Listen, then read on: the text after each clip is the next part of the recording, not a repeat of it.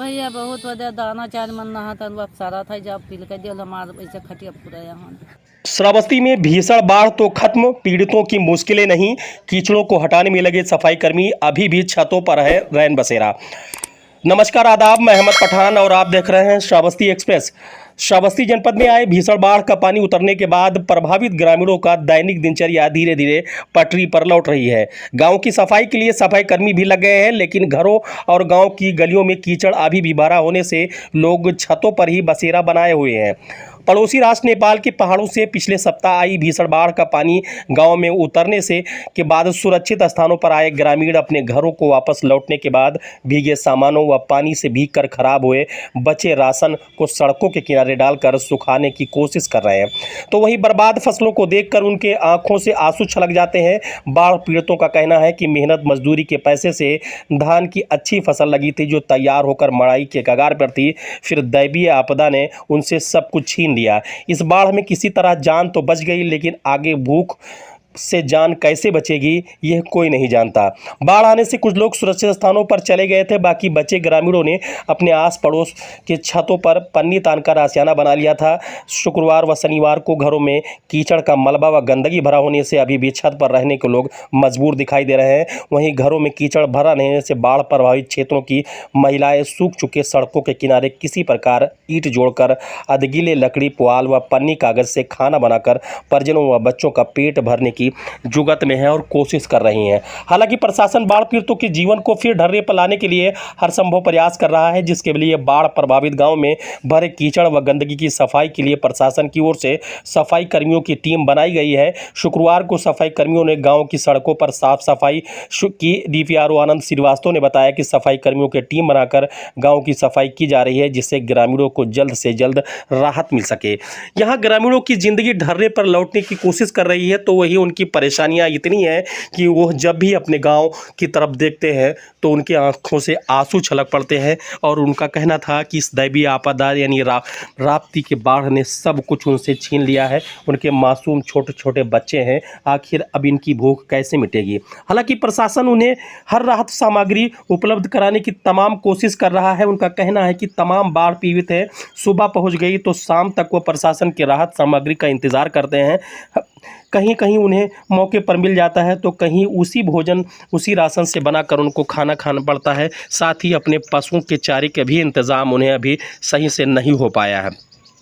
इस दौरान जमुना तहसील क्षेत्र के तमाम जनप्रतिनिधि, सत्ता पक्ष के मंत्री के न आने से कई बार का कार्यक्रम हुआ। इससे पहले यहाँ पर जल संसाधन मंत्री का कार्यक्रम भी एकौना क्षेत्र में हुआ, तो वहीं एक अन्य मंत्री भी वहाँ पहुँचे और सूबे के मुखिया योगी आदित्यनाथ भी एकौना क्षेत्र में पहुँचे। तो वहीं जो भिनगा विधानसभा क्षेत्र है श्रावस्ती में, आपको बता दें 2 विधानसभा क्षेत्र हैं। श्रावस्ती विधानसभा जो एकौना के अंतर्गत आता है, तो वहीं पर भिनगा विधानसभा जो सदर तहसील से और जमुना तहसील का ज़्यादातर हिस्सा इसमें बाढ़ में पड़ता है। लोगों का कहना है कि शायद यहाँ पर सत्ता पक्ष का विधायक न होने के चलते यहाँ पर सरकार का ध्यान नहीं है, जिस चलते ज़्यादा व्यवस्था है। वहीं प्रशासनिक अमले की माने तो दोनों तहसील यानी एकौना और जमुना तहसील और कुछ हिस्सा भिनगा तहसील का प्रभावित है। प्रशासन की नज़र सब पर है और प्रशासन सभी जगहों पर राहत सामग्री पहुंचाने का काम कर रहा है। वहीं दौरान अशरफ नगर का मामला भी सामने आया, जहां पर यहाँ के लोग कह रहे हैं कि बाढ़ का पानी तो हट गया, लेकिन मुसीबत बरकरार, क्योंकि यहाँ कटान तेज़ हो गई है। तो वहीं पर यहाँ पर अभी तक कोई स्वास्थ्य टीम नहीं पहुँची है जिससे उनको राहत मिल सके। तो वही लोग धीरे धीरे बीमार होने के कगार पर पहुँच गए हैं। गाँव में कीचड़ भरा हुआ है, उनकी ज़िंदगी ढर्रे पर लौटने की कोशिश कर रही है, लेकिन लोग बता रहे हैं कि अभी भी उनकी दुश्वारियां कम नहीं हुई। बाढ़ ने अपनी विभीषिका तो कम कर दी, लेकिन अब आगे की परेशानी कैसे खत्म होगी यह भी भविष्य के सवाल में है। प्रशासन लाख कोशिश कर रहा है, इसके बावजूद लोगों की मुश्किलें कम होने का नाम नहीं ले रही हैं। तमाम लोग अभी पर सड़कों पर डेरा बनाए हुए हैं और घर नहीं लौटे हैं। उनका कहना था कि अभी घरों में कीचड़ और मलबा जमा हुआ है, उसके बाद सांप, बिच्छू, अन्य जहरीले जंतुओं के निकलने का खतरा है। जब तक कुछ दिन धूप नहीं होता और बिल्कुल पूरी तरीके से सड़कें सूख नहीं जाती हैं, तब तक ये गांव में नहीं लौटेंगे, क्योंकि उनके पास छोटे छोटे बच्चे हैं और उन बच्चों को जान के जोखिम में नहीं डाल सकते। यहाँ पर कई सड़कें पूरी तरह क्षतिग्रस्त हो गई हैं। जहाँ पर ज़्यादा डिफेंस था वहाँ पर काम हो गया है, मरम्मत का कार्य भी हुआ है, लेकिन बाकी सड़कों पर काम अभी नहीं हो सका है। फिलहाल प्रशासन राहत सामग्री बांटने में जुटा हुआ है और लोगों के फसलों की क्षति भी कर रहा है।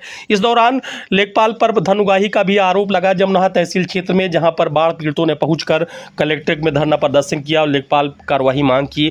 उन बाढ़ पीड़ितों का कहना था कि यही लेखपाल पिछले वर्ष हल्की फुल्की बाढ़ में भी धन कर रहे थे और इस बार भी वो 5% क्षति आकलन दिखाकर लोगों को कुछ नहीं सरकार से दिलाना चाहते हैं। कहते हैं कि यदि ज़्यादा लेना है तो उन्हें सुविधा शुल्क देना होगा। इसके खिलाफ वो उप जिलाधिकारी जमनाहा के पहुंचे, जहां पर उनको सुनवाई होता न देख वो डीएम कार्यालय पहुंच गए, जहां पर दर्जनों की संख्या में महिलाएं पुरुष थी और उन्होंने प्रदर्शन किया और जिलाधिकारी से मांग की कि ऐसे लेखपाल को जो आपदा के समय भी अवसर ढूंढते हैं और अपनी जेब गर्म करने की कोशिश करते हैं, उनके खिलाफ कार्रवाई होनी चाहिए। इस दौरान अधिकारियों ने उन्हें आश्वासन दिया और कहा कि निश्चिंत रहिए, कार्रवाई ज़रूर होगी।